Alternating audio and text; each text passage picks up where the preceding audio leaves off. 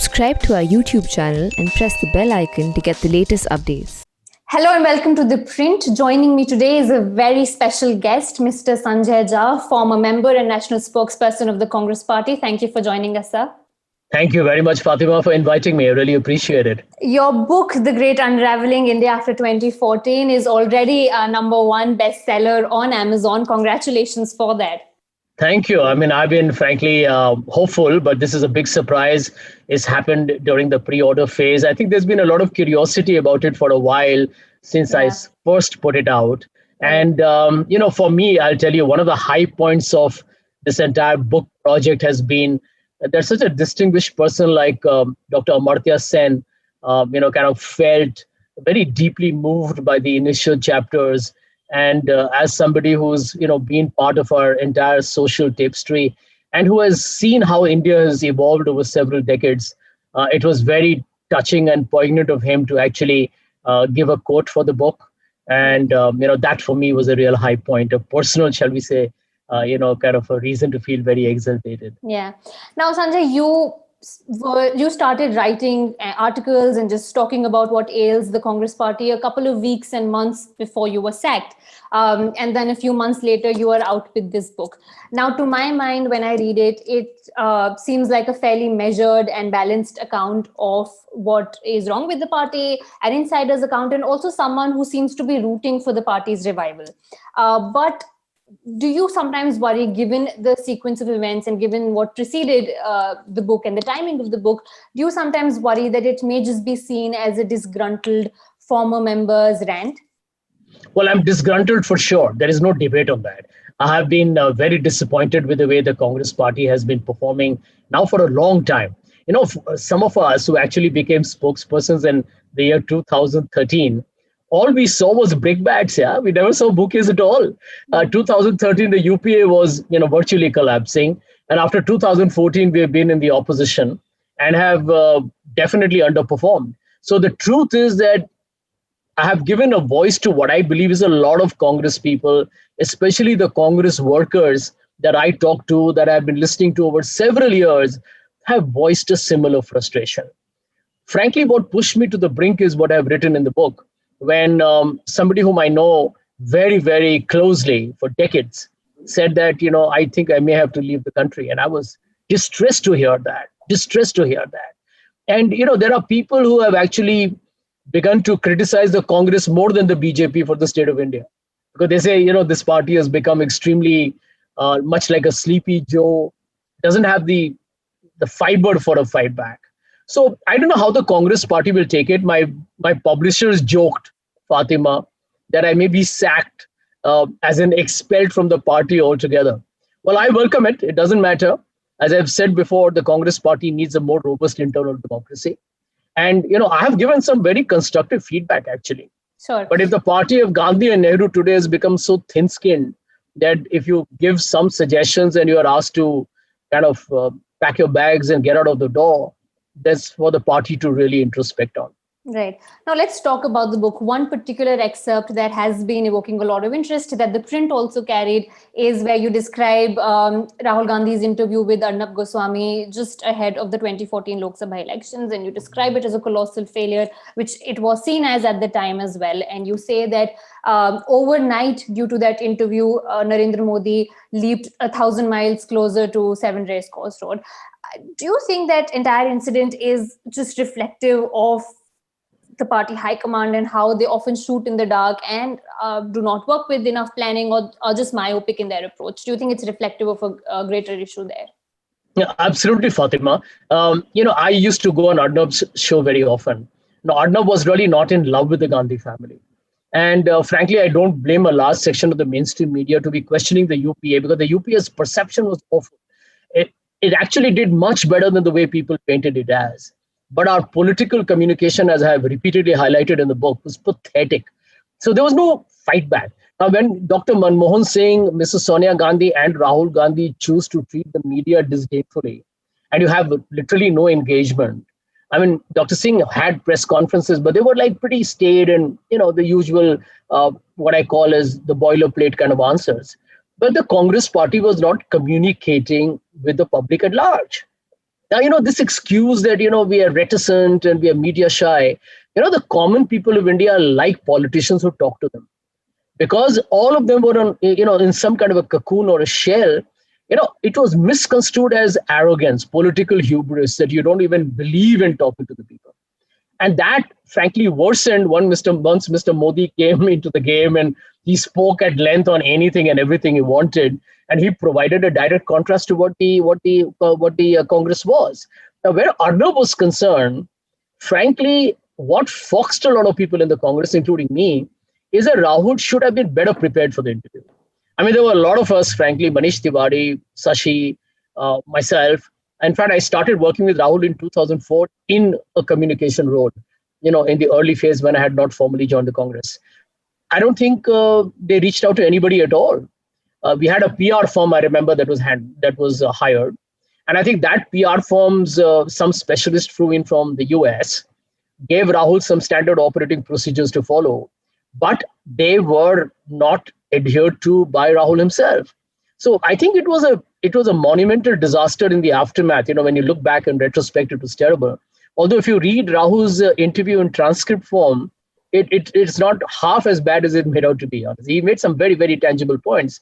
At one point, he even told Arnab, "Why are you asking me these superficial questions? Why don't you ask me, more solid questions about where, his vision for India is?"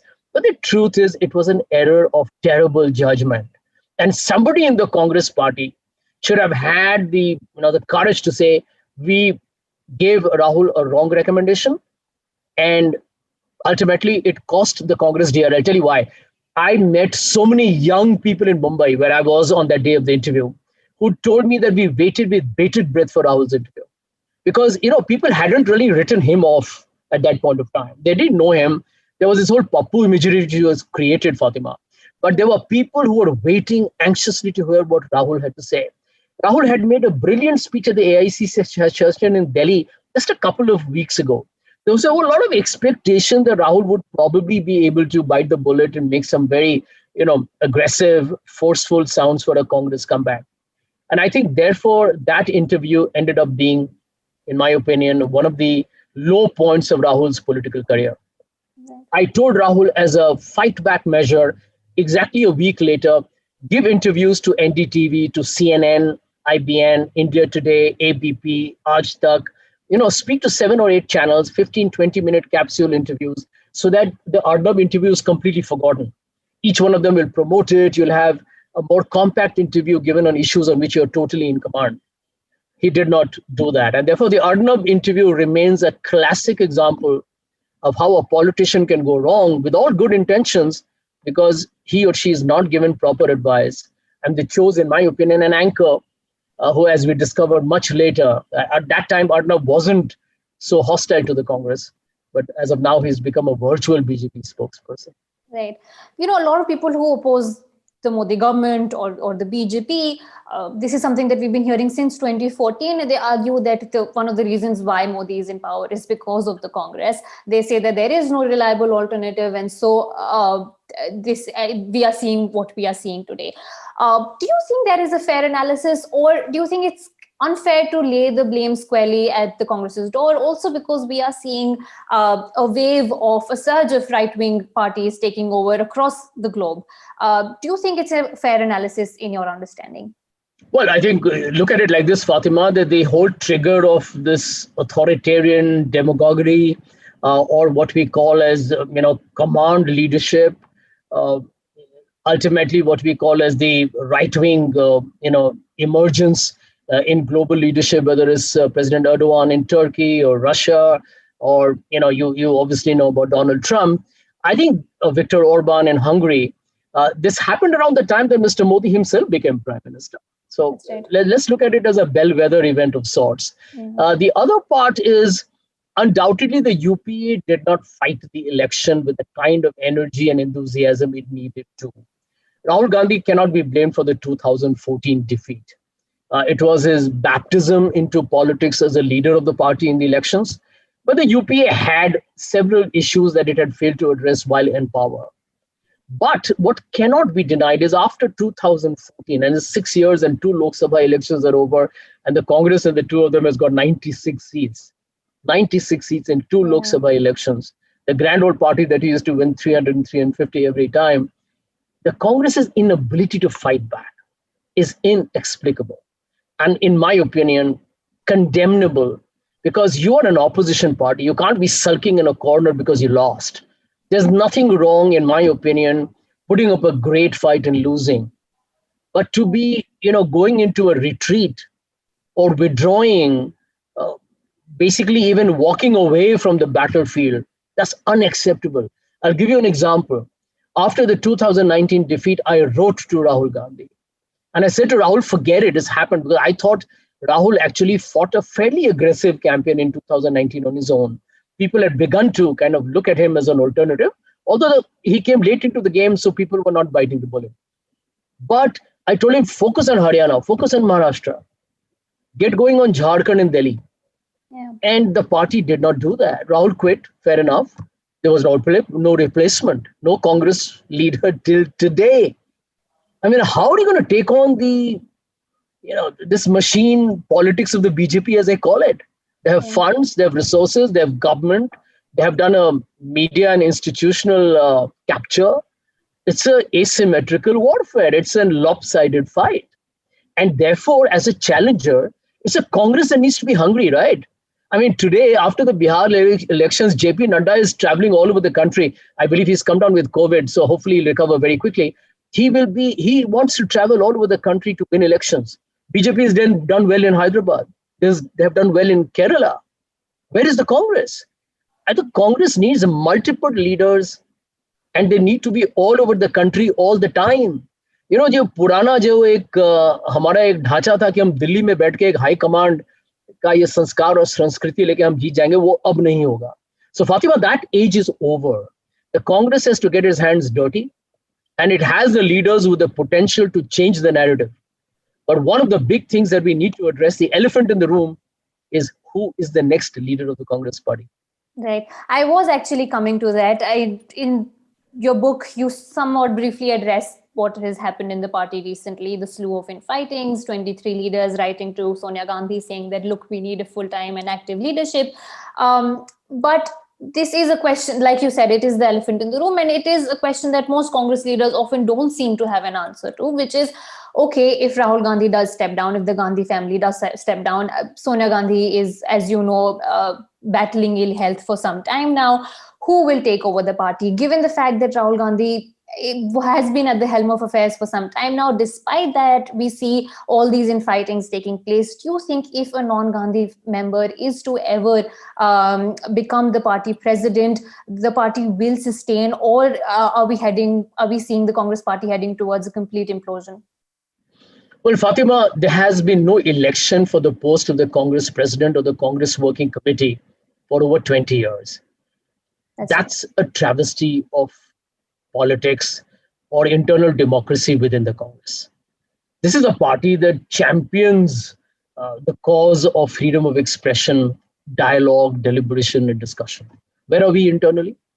I write a column in the Times of India, and suddenly everybody piled on to me as if I was the Mogambo of the Congress party. I was about to destroy it from within. It's utter crap. I think it's important that the party begins to have conversations within. And, the culture of a party is determined by the leader. See, I come from that, from the old leadership theory that says that the party becomes like the leader it has. If you look at Modi, he is aggressive. BJP is aggressive. Mr. Modi thinks spectacular, big ideas. The BJP is always talking as if it's going to be running the country for the next 50 years. I think Mr. Shah said it somewhere that nobody can defeat us for 50 years. Mr. Modi is communicating. Look at BJP. It's all over the place. Social media, blah, blah, blah. But is he democratic? What you accuse the Congress of doing, isn't that something that the BJP does too? Do they have internal democracy? Well, I do agree with you, Fatima, that today everyone knows it's a two-person rule. Sure. But please do not forget this. I mean, I got to give concession to my opponents. They have had Mr. Nadda, they have had Mr. Gadkari, they have had Mr. Rajnath Singh. See, you got to admit that they have allowed different people to become presidents. I remember Nitin Gadkari here in Maharashtra politics. Nobody thought he was the kind of heavyweight or had the political heft to become the BJP president, but they took the risk. They gave him the job. How many people had heard of Devendra Fadnavis, right? So I think the BJP is more risk-taking. We have become conservative. And that's become the nature of a party. So Mr. Modi is bold, risk-taking, aggressive communicator. They sometimes make outlandish and outrageous statements, but that's part of their playbook. Learn to live with it. You see, one of the things I've learned, Fatima, in my corporate, political, and a little bit of sports I play, learn from your opponent. Don't sit there and just criticize your opponent. And a couple of things that we can learn from the BJP is the indefatigable, kind of energy of fight. They never give up. They're never fatigued. They're never exhausted. Number two, they're hungry. They're ambitious. And they take no prisoners. And they work hard. Now, how can I be against their work ethic here? If they believe in winning every election, should I sit there and complain? I used to tell so many people in the Congress, stop complaining that you lost the 2014 elections because you did not know how to market the schemes of food security or FDI and multi-brand retail or right to education, Manrega, RTI, and whatever you. Who stopped you from marketing? If Narendra Modi does a bit better job of brand building, what stops the Congress from doing it? So I think we have basically self-destructed.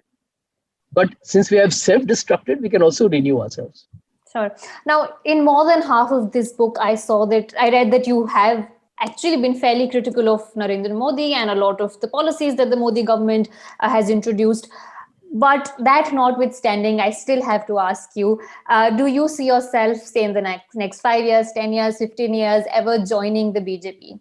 It's out of the question. See, if you read the book, you can make out that I am an ideologically, shall we say, I'm ideologically aligned. I'm a believer. I'm a true believer in a secular, liberal, progressive, tolerant, inclusive India. Now, I have been in the corporate sector. I've worked in foreign banks, but I'm not a free market, shall we say, a rabid fundamentalist who believes India doesn't need welfare subsidies because you have poverty, right? Mm-hmm. I'm a big believer that, it is sad that because the BJP mocks secularism, the Congress is not fighting enough for the minorities. I've written that in the book. I wish the kind of protest that we could have done on lynching murders. Can you imagine? I'll be very honest, it made me feel disgusted from within that a fellow citizen of my country, a fellow Indian, was surrounded by a savage mob that beats that individual to death on some WhatsApp rumor. That gentleman is begging for his life. And all of us went to sleep that night as if nothing happened. It was no big deal. To my mind, the entire political ecosystem should have risen up in revolt. I mean, out of sheer disgust at what we did to our own fellow Indians. And the one in opposition, it was the Congress's responsibility to lead the charge. So, I have been angry with my party for only one reason. It's a great party. And I believe, we have to make a choice. Do you want to be walking on the kind of roadmap that Mahatma Gandhi and Pandit Nehru and all the freedom fighters thought of India, which is in the constitution? Or do you want to be one of those compromised political entities that is opportunistic, Janodharu politics? I know who advised Mr. Rahul Gandhi to get into that trip. And frankly, in my opinion, it was incongruous. You can't battle the BJP under their rules of the game. So if you want to do that, then stop pretending that you are the liberal secular party. Then join that Hindutva bandwagon and fight it out. And you're going to lose, by the way. So either you fight on that battlefield and beat them, which means that you really reduce your entire ideology to smithereens, or else you change the rules of the game. And I think it's a tragedy that the Congress party hasn't even introspected on how to take on Mr. Modi and Mr. Shah. Right.